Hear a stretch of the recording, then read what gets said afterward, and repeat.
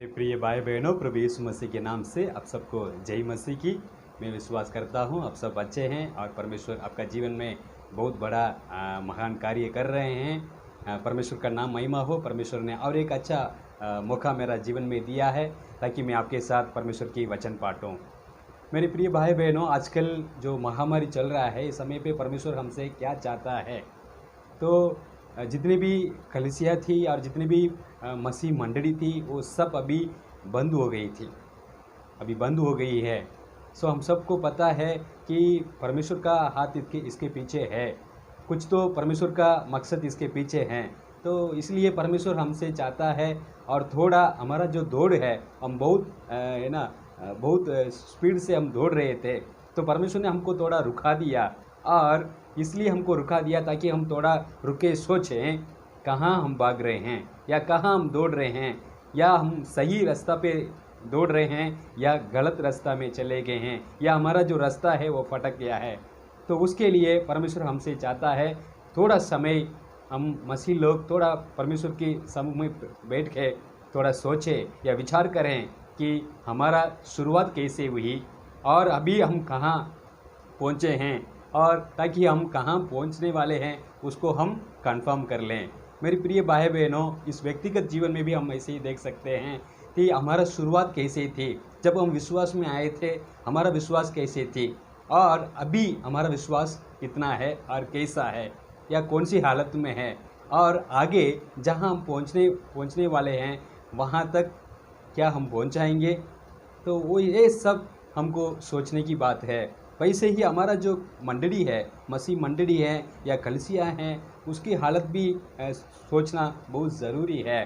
क्योंकि जो शुरुआत में जो कलीसिया स्थापना हुई है वहाँ का लोग कैसे थे, जो शुरुआत मंडली कैसे थी, वहाँ का जो लोग थे प्रभु का चेले थे, और शुरुआत में जो विश्वासी लोग थे वो लोग कैसे थे, उनका जीवन कैसे था। और अभी चलते चलते हमको 2000 साल हो गई है। 2000 साल होने के बाद अभी का जो कलीसिया है या मसीह मंडली है वो कौन सी स्थिति पे है या कौन सी हालत में है या कौन सी जगह पे हम पहुँचे हैं, थोड़ा रुक के सोचना बहुत ज़रूरी है ताकि हम जहाँ पहुँचना चाहते हैं वहाँ सही सलाम से पहुँच सकते हैं। जो मसीह मंडली का जो मकसद है हमको जो अनंतकाल की जीवन में पहुँचने की है। अगर हम रास्ते में कुछ फट गए हैं, गलत रास्ता चुन लिए हैं, तो हम जहाँ पहुँचना चाहते हैं वहाँ पहुँच नहीं पाएंगे मेरे प्रिय भाई बहनों। तो इसलिए परमेश्वर हमारे जीवन में आजकल बहुत सारे कलीसियाओं को बंद करके हमें थोड़ा रुक के सोचने के लिए चाहते हैं मेरे प्रिय भाई बहनों। और दूसरी भी एक प्रश्न मैं आपके सामने रखना चाहता हूँ। हम उद्धार पाए हैं और सच्चाई परमेश्वर को हम जाने हैं, और लोगों को कैसे पता चलेगा कि हम सच्चाई परमेश्वर को मानते हैं, और लोगों को कैसे पता चलेगा कि हम उद्धार पाए हैं और हम और उनको दोनों के बीच में फ़र्क है, कैसे उनको पता चलेगा। इन दोनों को जो जवाब हैं आज हम ध्यान करने वाले हैं। आइए हम शुरुआत की कलीसिया कैसे थी उसको हम थोड़ा ध्यान देंगे। प्रेरित को पुस्तक उसका 14 अध्याय में वचन 32 में पढ़ना चाहता हूँ। विश्वास करने वालों की मंडली एक चित्त और एक मन की थी। तो सबसे पहली बात मैं आपको बताना चाहता हूँ, यूनिटी, एक था। तो एक चित्त और एक मन की थे। जो शुरुआत में जो कलीसिया स्थापना हुई है, पवित्र आत्मा से लोग भरपूर होके सामर्थ पाके जो कलीसिया में जाते थे या कलीसिया चलाते थे और जो संगति में थे, उन सभी लोगों का जो मन है एक था, उनकी जो हृदय है एक था, उनकी जो चित्त है वो एक ही था। ये कैसे हो सकता है मेरे प्रिय भाई बहनों। जो पतरस का जो प्रचार के वजह से कम 8000 लोग तो विश्वास में आए हैं, और बहुत सारे लोग वहाँ शुरुआत की कलीसिया में थे। सब अलग अलग प्रकार की परिवार की बैकग्राउंड से आए थे, सब अलग अलग जाति वाले थे, सब दूसरी भाषा बोलने वाले थे, और बहुत दूर से लोग भी आए हुए लोग थे, लेकिन सभी लोगों की मन और चित्त एक ही था। तो उनका मन में एकता था मेरे प्रिय भाई बहनों। एकता की बात करता हूँ तो पवित्र आत्मा से जब हम भरा जाते हैं, जब पवित्र आत्मा हमारा मन को भरता है तो हमारा मन में एकता की बात होती है, एकता की सोच होती है। भले हम सब अलग अलग जाति वाले हो सकते हैं, भाषा बोलने वाले हो सकते हैं, या अलग अलग या कलिसिया और अलग अलग सोच विचार करने वाले हो सकते हैं, फिर भी हमारे मन में एकता होना बहुत ज़रूरी है मेरे प्रिय भाई बहनों। तो शुरुआत की कलिसिया में एक बड़ी एक स्ट्रेंथ था, एक बड़ी वो ताकत थी, वो जो है वो एकता है। इसलिए कोई भी इतना आसान से उनको छू नहीं पाया, क्योंकि सबका मन एक ही था, सबका हृदय एक ही था मेरे प्रिय भाई बहनों। जो हमारा परमेश्वर है वो एकता की परमेश्वर है, वो अलग अलग करने वाले परमेश्वर नहीं है, लोगों के मन में कन्फ्यूजन डालने वाले परमेश्वर नहीं है, बल्कि समाधान और शांति देने वाला परमेश्वर है। तो वही पवित्र आत्मा से लोग भरे हुए थे। हमारा जो पवित्र आत्मा जो है वो ट्रिनिटी बोलते हैं ना, उसमें से एक ईश्वर है, पिता और प्रभु यीशु और पवित्र आत्मा, तीनों साथ में ही थे, तीनों साथ में ही थे मेरे प्रिय भाई बहनों। इतना साथ में थे तीनों, एक दूसरे को बहुत अच्छी तरह से समझते थे, और जो भी प्रभु यीशु करते हैं वही पिता भी करते थे। तो तीनों का काम, तीनों का जो रिस्पॉन्सिबिलिटी अलग था, लेकिन तीनों का सोच विचार एक ही था। इसलिए ऐसे परमेश्वर को हम मानने वाले होने की वजह से हम भी एकता ही बढ़ना है मेरे प्रिय भाई बहनों। आजकल कलीसिया में जो एकता की बात होती है वो बहुत मुश्किल से ही होती है। चर्च में हम एकता को हम देख नहीं पाते हैं। क्या कभी देखे हैं आप एकता को? और कलीसियाओं के बीच में एक, मान लीजिए एक शहर में एक 20 या 30 कलीसियाँ हैं, उनके बीच में क्या कुछ संगति होती है? उनके बीच में कुछ प्रोग्राम रखते हैं और सबको इकट्ठा करते हैं, या इकट्ठा कर पाते हैं क्या? इतना मुश्किल है। भले हमारा जो डॉक्ट्रिन सिद्धांत अलग हो सकती है, हमारा सोच विचार बाइबल से जो हम ध्यान करने का या इंटरप्रेट करने का तरीका अलग हो सकती है, हम आराधना करने का तरीका अलग हो सकती है, लेकिन हम एकता में रहना बहुत ज़रूरी है, क्योंकि वही है हमारा ताकत है मेरे प्रिय भाई बहनों। तो उनका वही ताकत था, सबसे पहली बात है। और दूसरी बात जो उनका कलीसिया की जो ताकत जो थी, वही 32 कलम में नीचे का, यहाँ तक कि कोई भी अपनी संपत्ति अपनी नहीं कहता था, परंतु सब कुछ साझे में था। सब कुछ साझे में था, मतलब सब कुछ कॉमन था। जो जितने भी उनके पास संपत्ति थी, जितने भी उनके पास घर और बंगला और ज़मीन और सब कुछ जितने भी था, वो सब कुछ वो साझे में था, वो साझे में था मेरे प्रिय भाई बहन। और सब कॉमन था, सब कॉमन पूल में रखे ही वो लोग पूरा है ना, जो ज़रूरत है उनको बांट के देते थे। जो उनके पास दूसरी एक जो बात है वो कॉमन बात है। जब कॉमन की बात करते हैं तो हमारे कलीसियाओं में बहुत मुश्किल होती है मेरे प्रिय भाई बहनों। जो कॉमन की बात होती है वो हम कई बार सोचते हैं, तो कम्युनिस्ट पार्टी वाले हैं वो हमेशा कॉमन की बात ही करते हैं, साझे का बात ही करते हैं। एजुकेशनल हो या दवाई के जो हॉस्पिटल हो, वो सब कुछ वो लोग कॉमन ही रखना चाहते हैं। तो आजकल दुनिया में हम देख सकते हैं, चीन देश में और रसिया देश में और भी बहुत सारे देश में हम कम्युनिस्ट वाले को बहुत देख सकते हैं। उनका जो सोच है, उनका जो सिद्धांत है वो साझे हैं, कॉमन है मेरे प्रिय भाई बहनों। तो कॉमन की बात सबसे पहले हमारी कलीसिया में ही हुई, हमारा मंडली में ही हुई, सबसे पहली बात है। और ये और भी दूसरी बात है, सिर्फ जो लोग पवित्र आत्मा से भरे हुए हैं, सिर्फ वो लोग ये कॉमन की बात कर सकते हैं।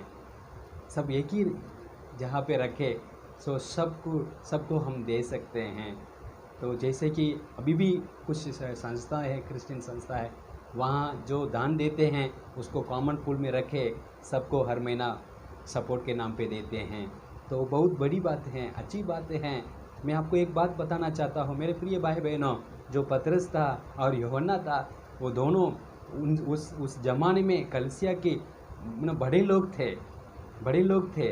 हैं, फिर भी उनका हाथ में एक रुपया भी नहीं था, एक एक सिक्का भी नहीं था उनका हाथ में। उदाहरण के लिए मैं बताता हूँ, यही प्रेरितों का पुस्तक में हम 3 अध्याय में देख सकते हैं। यूहन्ना और पतरस दोनों है ना मंदिर पे गए थे प्रार्थना करने के लिए। तब एक लंगड़ा, वो एक भिखारी आदमी था, उसने उसे है ना भीख मांगा। तो उन्होंने बोला, मेरे पास चांदी या सोना नहीं है, बल्कि मेरे पास जो है मैं आपको देता हूँ। प्रभु यीशु मसीह नासरी के नाम से चलो फिरो, ऐसे करके उनको बोले थे। मेरे प्रिय भाई बहनों, उनका जो पे है, उनका जो किच है, उसमें एक रुपया भी नहीं था। क्यों वो लोग नहीं रखते थे पता है? सब कॉमन ही रखते थे। जो ज़रूरत है तो मांग लेते थे, जो ज़रूरत पड़ने पर वो लोग लेते थे। तो अपने लिए, स्वयं के लिए वो लोग कभी भी चिंता नहीं करते थे, और स्वयं की में सोच भी नहीं था उनका मन में। हमेशा जो पब्लिक के बारे में ही सोचते थे, दो जनरल बात ही वो लोग समझते थे और सोचते थे। मेरे प्रिय भाई बहनों, और जब यीशु मसीह की बात करते हैं, वो भी ऐसे ही थे।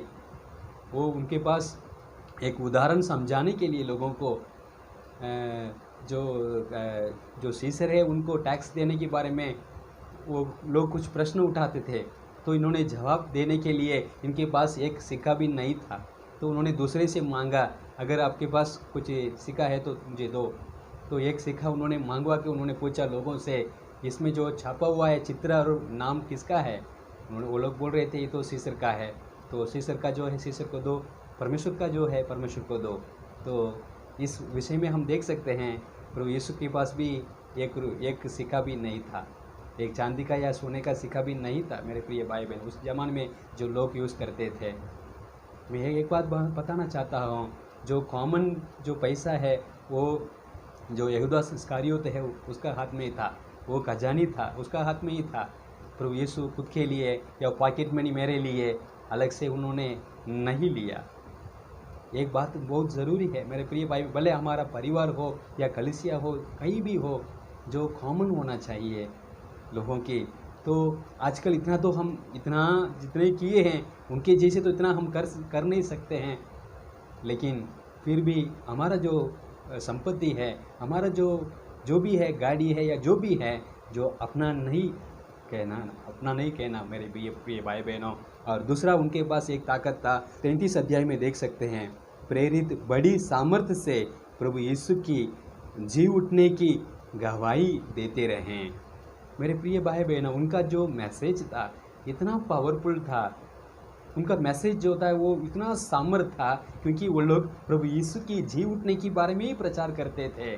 प्रभु यीशु का मृत्यु और उनका जी उठना और उनकी पुनरुत्थान, उसके बारे में ही वो लोग, उनका मैसेज था। आजकल का जैसे ना प्रभु यीशु आपको छुड़ाता है, प्रभु यीशु आपको बुलाता है, या प्रभु यीशु आपको चंगाई करता है, आपको ये देता है, वो देता है, बंगला देता है, ऐसे करके कोई भी प्रचार नहीं किए थे। ऐसे गवाही देते थे कि प्रभु यीशु मसीह मृत्यु से जी उठा है, जो हम भी जी उठेंगे और हमको भी अनंतकाल की जीवन मिलेगा करके वो लोग प्रचार करते थे। प्रभु यीशु मसीह के बारे में ही उनका, और उनकी जो अनंतकाल की बातें हैं उसके बारे में ही उनका प्रचार था, संदेश था, इसलिए उसमें सामर्थ्य था। और दूसरे लोगों से वो लोग अनुग्रह पाए थे। आजू बाजू में जो लोग थे वो लोग उनके ऊपर दया दिखाते थे, जो दूसरे लोगों से उनको अनुग्रह मिलता था। मेरे प्रिय भाई बहनों, कितने अच्छे और सामर्थ पाए हुए लोग थे। और जो चौथी बात मैं आपको बताना चाहता हूँ, जो लास्ट वचन में हम देख सकते हैं कि और जैसी जिसे आवश्यकता होती थी उसके अनुसार हर एक को बांट दिया करते थे। जो भी उनके पास जो संपत्ति था, या ज़मीन था, भूमि था या घर था, वो सब बेच के वो लोग यहाँ प्रेरितों को पाँव में आके रखते थे। क्यों ऐसे रखते थे? क्या वो लोग पागल हो गए क्या? पागल तो हो गए ना, ऐसे लगता है हमारा सोच विचार में। जो आजकल की सेवकों को जो सोच विचार में उनको शायद लगेगा कि तो पागल लोग है। सचमुच में लोग पागल बन गए हैं, क्या हो गया है उनका? मेरे प्रिय भाई बहनों, वो लोग ऐसे सोच के ये सब करते थे कि प्रभु यीशु जल्दी आने वाला है। उनका इतना विश्वास था कि अभी हमारे समय पे ही प्रभु यीशु मसीह का आने का होगा। प्रभु यीशु मसीह आएंगे, हम सब इस दुनिया को छोड़ के जाने पड़ेगा। तो ये सब हम एक्स्ट्रा ज़मीन और एक्स्ट्रा घर ये सब रखे हम क्या करेंगे? तो ऐसे सोच के वो पूरा बेच के जो पैसा था वो आकर उन्होंने प्रेरितों को पाँव में रखा। मेरे प्रिय भाई बहनों, तो आजकल हम भी विश्वास करते हैं कि प्रभु आने वाले हैं। सचमुच में विश्वास करते हैं क्या, या मुंह से बोलते हैं? क्या आपको विश्वास है कि प्रभु यीशु मसीह जल्दी आने वाला है? तो 2000 सालों से इंतज़ार करके हम सब बहुत थके हैं, और अभी हम मुंह से बोलते हैं प्रभु यीशु मसीह आने वाला है, लेकिन हमारा जो क्रिया है, हमारे जो काम में हम नहीं दिखाते हैं, हमारे जीवन में नहीं हम रिफ्लेक्ट करते हैं कि प्रभु यीशु मसीह आने वाले हैं। हमारा जीवन में ऐसे रिफ्लेक्ट करते हैं कि मैं इस दुनिया में ही रहूँगा, 200 साल या 300 साल हो मैं इस दुनिया में ही रहूँगा करके हम यहाँ का ज़मीन है और घर को हम पकड़ के बैठे हैं, और ऐसे जीवन जीते हैं कि हम और दूसरी ऐसे मौका नहीं मिलेगा। जो ऐसे लोग सोचते हैं कि दूसरा मौका ऐसे इस दुनिया में जीने के नहीं मिलेगा, वो सचमुच में उद्धार नहीं पाए हैं। जो उद्धार पाए हुए लोग हैं, पवित्र आत्मा से ना सामर्थ्य पाए हुए लोग हैं, सचमुच में पवित्र आत्मा उनका मन में, उनका दिल में होता है, तो लोग ऐसे ही सोचेंगे, हमेशा आनंद काल की बात ही सोचेंगे, और प्रभु यीशु मसीह आने वाले हैं, मैं कैसा जीऊँ। इसलिए वहाँ इतना बड़ा रिवाइवल हुआ। मेरे प्रिय भाई बहनों, आजकल बहुत सारे प्रचारक हैं, वो रिवाइवल के बारे में बात करते हैं, रिवाइवल के बारे में हमेशा बातें करते हैं। मेरे प्रिय भाई बहनों, रिवाइवल जब होता है तब हम सोचते हैं हमारा जीवन में सिर्फ 2 ही दिन हैं, एक है आज और दूसरी दिन है हमारा न्याय करने आने वाला है, उस जजमेंट डे है। सिर्फ 2 ही दिन है जब लोग सोचेंगे कि हम प्रभु के सामने खड़ा रहेंगे, या परमेश्वर के सामने हम जो न्याय के दिन में खड़े रहने पड़ेगा। तो इसलिए मैं आजकल ऐसे जीऊँगा ताकि मुझे वहाँ शर्म नहीं होगा। परमेश्वर के सामने खड़े होने के समय पे मुझे शर्म नहीं होना चाहिए। मैं ऐसे ज़िंदगी में आज जीऊँ। तो सचमुच में पवित्र आत्मा से भरपूर होकर रहने वाले लोग सचमुच में 2 ही सोचेंगे। उनके लिए 2 ही दिन हैं, उनके लिए भविष्य के बारे में वो लोग नहीं सोचे हैं, इसलिए पूरा संपत्ति बेचकर वो पैसा लाकर प्रेरितों का पाँव में रखते थे। इसलिए सोचते थे क्योंकि उनका भविष्य कुछ नहीं है, भविष्य के बारे में कुछ भी चिंता नहीं था उनका मन में, भविष्य के बारे में सोच भी उनका मन में नहीं था, क्योंकि वो लोग सोचते थे कि न्याय करने वाले प्रभु आने वाले हैं, उनके सामने खड़ा रहने पड़ेगा, उस दिन के लिए मैं आज कैसे जीऊँ, एक अच्छी गवाही ज़िंदगी में कैसे जीऊँ, ऐसे ही सोचते थे। तो इसलिए पूरे जो संपत्ति था पूरा बेच के वहाँ के दूसरे को दिए हैं, जिनके पास नहीं था, जिनके पास ज़रूरत है। मेरे प्रिय भाई बहनों, जिनके पास कुछ भी नहीं है, अगर हमारे पास प्रभु यीशु ने इसे बोला, हमारे पास 2 कपड़ा है, तो जिसके पास बिल्कुल नहीं है उनको 1 देने के लिए। हम कई बार ऐसे ही सोचते हैं। तो प्रभु यीशु इतना चमत्कारी कार्य किए हैं, और जो प्रेरितों इतना चमत्कारी कार्य किए हैं उसके बारे में सोचते हैं, लेकिन उनका जीवन कैसे था, उनका लाइफस्टाइल कैसे था, उसके बारे में हम नहीं सोचते हैं, क्योंकि हम वही चाहते हैं, जो हम चाहते हैं उसको ही हम देखते रहते हैं। मेरे प्रिय भाई बहनों, प्रभु यीशु मसीह का जो टीचिंग है, उनका जो उपदेश है और उनका जो जीवन है एकदम सिंपल है, सिंपलिसिटी है। उनके पास ज़्यादा कपड़ा नहीं था और उनके पास एक सिक्का भी नहीं था, एकदम सिंपल रहते थे। आज जिसके पास नहीं था उसको देने के लिए बताते थे, टीचिंग करते थे, और वो खुद देते भी थे।